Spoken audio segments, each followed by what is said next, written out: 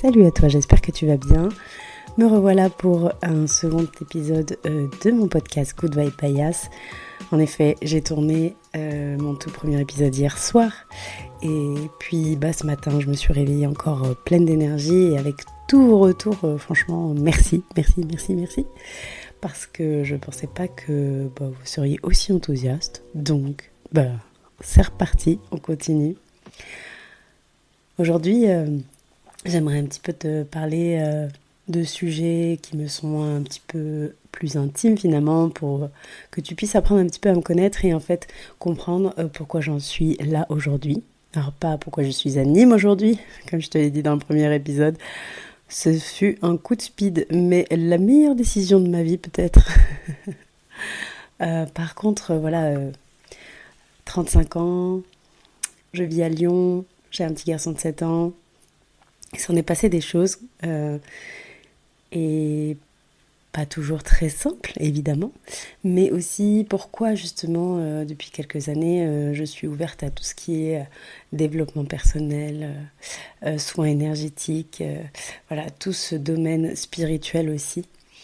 Et qu'est-ce qui a fait que je suis allée au bout un petit peu de ce qui au début était finalement un propre développement personnel et finalement est devenu un projet d'accompagner les autres à être en conscience, à vivre en conscience.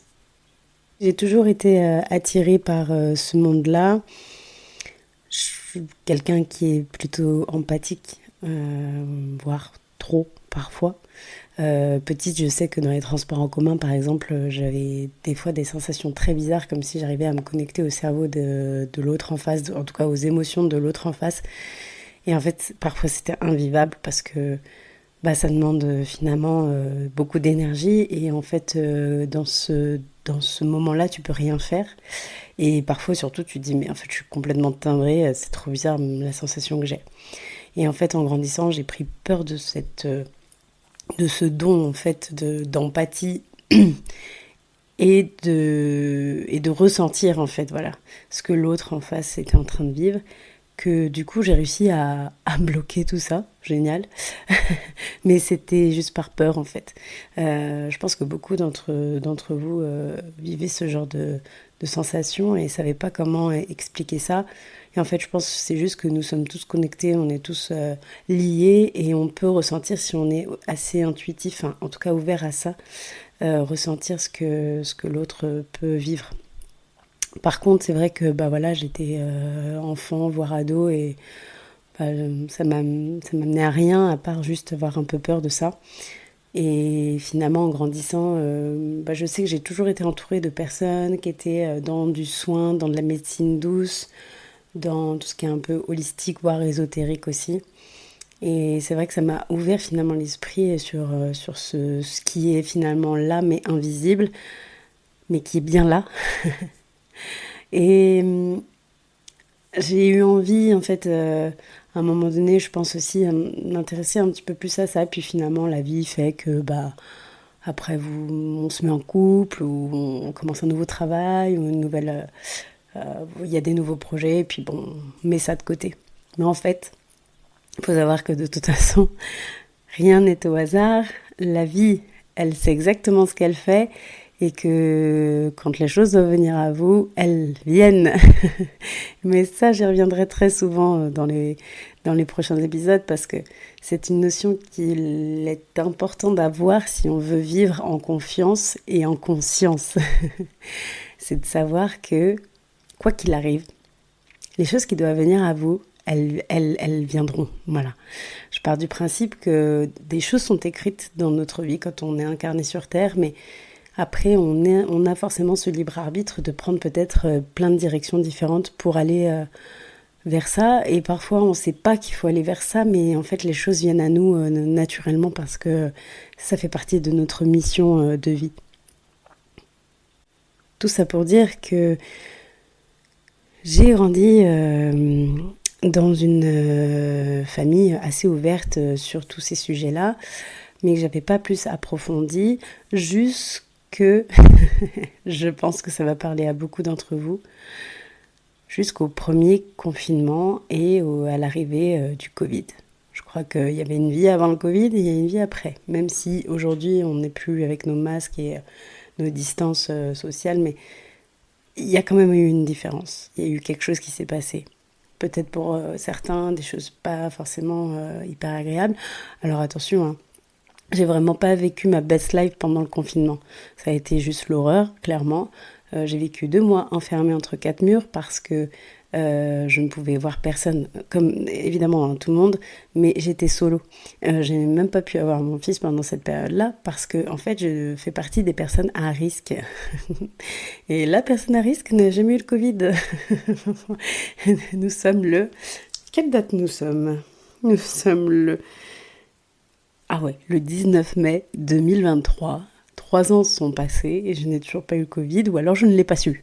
Hein, mais pour quelqu'un qui fait partie des personnes à risque, bon, allez savoir pourquoi. En tout cas, cette période-là a été très, très difficile au début à gérer, niveau émotion, enfin, niveau frustration, colère, enfin, tout, j'ai pu ressentir tout chaque jour, enfin, j'ai vraiment un souvenir d'un début de confinement très... une sorte de punition, parce qu'en plus j'ai été confinée un peu avant tout le monde, enfin 2-3 jours avant tout le monde, hein, parce que voilà, les personnes à risque avant. Et finalement, il s'est passé, je pense, une certaine écoute de soi dans cette période-là, parce que du coup, vous n'avez pas le choix. Alors, il faut savoir aussi que je ne pouvais pas télétravailler, parce qu'en fait, voilà, j'avais pas cette possibilité-là, donc en fait, mes journées au début étaient super longues. Et puis finalement, au bout de 2 mois, autant vous dire que elles n'étaient pas assez longues, parce que j'aurais voulu encore faire plein de choses. Parce qu'en fait, voilà, je suis passée de cette étape de... Je le vis très mal, je suis punie, je peux voir personne, et en fait, personne me comprend, voilà, à waouh! En fait, là, je suis en train de me découvrir et je suis en train de comprendre que j'ai des capacités de dingue. Et c'est peut-être le moment peut-être de travailler sur moi. Et en fait, j'avais pas le choix. Ça s'est mis vraiment sur ma route à ce moment-là, mais c'était un petit peu comme si, en gros, moi je le vivais comme ça, c'est-à-dire mon âme me disait, bon les gars, maintenant, il est temps, on va y aller, hein. Parce que bon, ça fait les trentaine d'années qu'elle bouge pas son cul, mais elle a quand même des choses à faire ici. Donc allez, on va la pousser un peu, ça va faire mal, attention, fermez les yeux, mais tout va bien se passer, je vous assure. Donc voilà, je suis passée, comme on appelle peut-être, je sais pas si pour vous c'est New Age ou pas, j'en sais rien, on en reparlera, mais je suis vraiment allée sur un éveil de conscience, un éveil spirituel. Je suis allée sur un parcours initiatique de finalement... Aujourd'hui, je me rends compte que c'est de qui je suis réellement. Voilà. Attention, je ne suis pas Dieu, ni qui que ce soit de hautain qui pourrait vous dire bah, c'est bon, de toute façon, ça y est, je suis nickel, j'ai tout réglé. Pas du tout. Je travaille encore, j'ai encore de gros morceaux à traiter, et je vous en reparlerai. Mais aujourd'hui, en tout cas, je peux dire que je ne suis pas la Yas d'il y a 3-4 ans en arrière. J'ai enlevé plusieurs couches de poids, de peur, de vieilles croyances à 2 balles. Enfin voilà, j'ai éliminé quand même un tas de choses. Et surtout, je vis en conscience. Et cette notion de conscience, elle est importante parce que très souvent, on grandit, on arrive à l'âge de 6-7 ans, où c'est là justement où on est, ce qu'on dit être en conscience, parce qu'entre 0 et 6 ans, finalement... Enfin, vous voyez bien les enfants, quoi. Ils n'ont pas forcément conscience de ce qui se passe autour d'eux. Ils vivent, tout simplement. Voilà. Ils vivent. Ils vivent leurs émotions. Ils vivent avec nous autour. Enfin, voilà. Et même si ce sont des éponges et que justement, c'est là où tous nos traumas sont imprégnés, imprimés, incarnés. Enfin, vous verrez par la suite. On en parlera aussi. Mais si vous voulez vivre en conscience réelle, c'est ne pas ignorer, ne plus être dans l'ignorance de qui on est, de nos valeurs, de ce que l'on a besoin, de ce que les autres autour sont et ce qu'ils ont aussi besoin, de pourquoi on est là. La grande question. Mais pourquoi? J'ai rien demandé, moi. C'est un peu ça.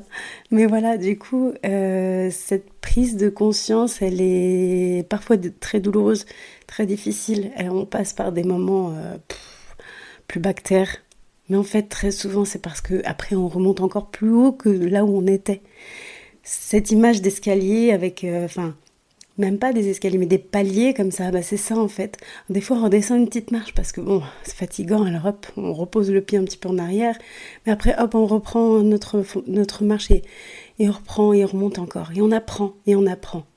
Et parfois, on a appris, mais ça n'a pas encore fonctionné parce qu'on n'a pas encore intégré entièrement, totalement. Donc, on continue, on continue. Et puis la vie, elle est géniale parce que elle s'aligne tellement à nos vibrations qu'elle nous permet de ce qui est invisible, c'est-à-dire nos vibrations, se matérialise dans la matière, dans ce que l'on vit là, dans la 3D, dans notre vie du quotidien. Donc on peut voir finalement ce que l'on est. Je ne sais pas si vous captez le truc. En gros, vous vibrez une certaine fréquence par rapport à vos émotions, à vos ressentis, à ce que vous êtes sur le moment. Et avec ça, autour de vous se réalise exactement ce que vous vibrez. Donc ne faut pas s'étonner s'il y a des moments on va dire non mais ça va pas, il n'y a rien qui va quoi, je passe des épreuves de dingue et tout, mais pourquoi et tout, il m'arrive encore tel ou tel truc, enfin ouais mais c'est parce qu'à l'intérieur de vous s'exprime exactement ce que vous voyez là autour de vous. Mais c'est d'abord, ça vient de votre intérieur et de vos vibrations. Et c'est ça, être en conscience. C'est pas forcément être au top du top tout le temps, avoir tout compris et avoir tout intégré. C'est de comprendre comment ça fonctionne et de pouvoir avancer en n'étant pas dans l'ignorance.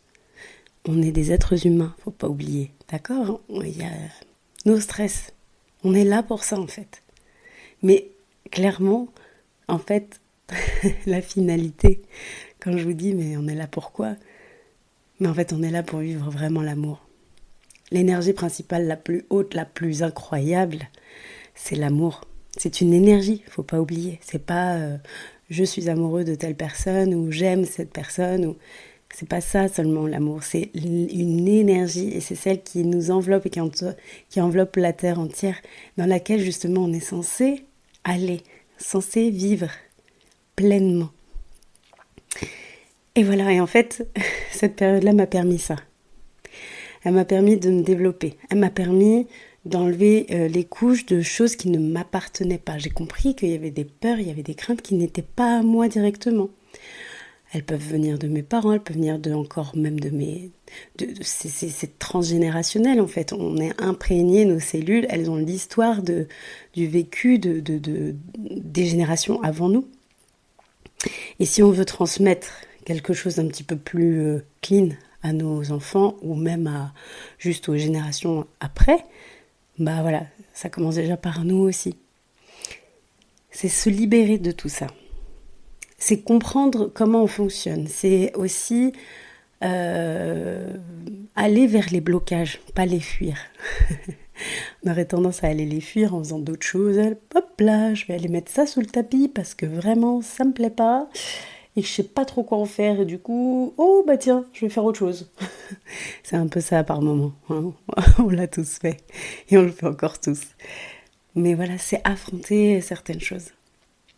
C'est ne pas avoir peur de vivre ses émotions, de pleurer pendant des heures ou d'être en colère et de l'exprimer parfois de la manière pas la plus cool, pas la plus... Mais c'est pas grave en fait, parce que ça fait partie de la vie.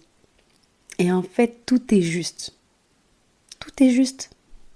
Il n'y a pas de regret à avoir, il n'y a pas de se dire qu'il y a une bonne ou une mauvaise décision.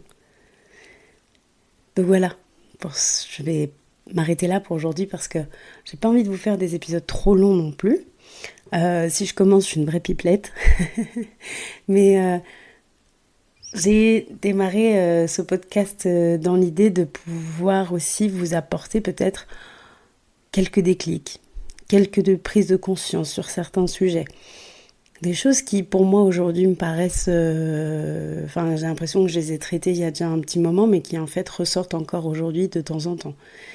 Et qui peut-être pour vous, vous parleront aussi là, quand vous l'écouterez, au bon moment pour vous. Et avec cet épisode, justement, vous voyez un petit peu vers quoi je veux vous amener, vers quel sujet on va aborder. Comme je disais, ça va être très très vaste dans le sens où finalement, je trouve que notre être tout entier, il est complet du fait de vivre plein de choses différentes. Et je suis en train de préparer justement un petit e-book gratuit que je mettrai en ligne et qui parle de complétude en fait. La complétude, c'est le fait d'être aligné et équilibré entre 4 pôles, 4 axes importants, c'est-à-dire l'esprit, l'âme, le cœur et le mental. Je vais vous mettre une liste en fait de choses à pouvoir peut-être travailler. Et c'est des choses qu'on fait finalement dans notre quotidien et qui nous amènent à un certain bien-être et un équilibre. Mais on n'en a pas toujours conscience justement. Donc je prépare ça très rapidement, je suis en train de le terminer. Je le mets en ligne pour que vous puissiez avoir un petit support intéressant et peut-être que ça vous amènera à certains questionnements. N'hésitez pas à m'écrire sur Instagram ou sur Facebook aussi, Good Vibes by Yas. Et je serai ravie d'échanger avec vous. Je vous souhaite une très belle journée et à très vite.